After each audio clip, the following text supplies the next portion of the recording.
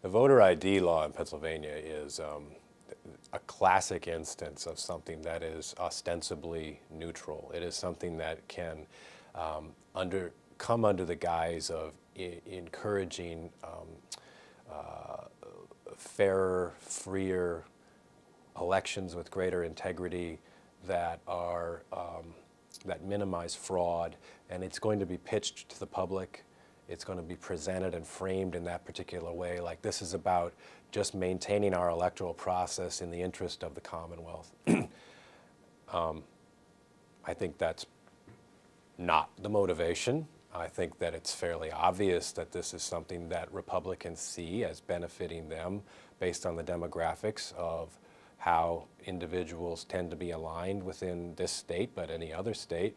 It's fairly clear that they see that they will be able to discourage, maybe not disenfranchise because it's not necessarily permanent. It's about getting yourself to a position where you can provide the requisite identification, but at least for this upcoming cycle here, there are going to be people who are not able to register their vote. And I think everybody knows who's realistic about this, what the intentions really are, despite the framing of it. And I don't think it's necessary. I think states that don't have it function just fine.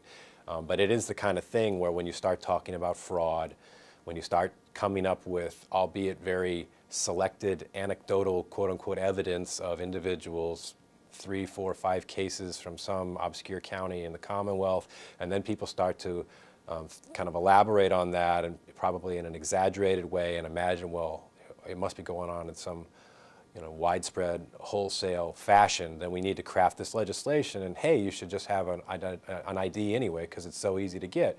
But in fact, I mean, it may be not costly for ordinary middle-class individuals to go spend $20 or whatever it is to get an ID, but it could hurt those who have limited budgets.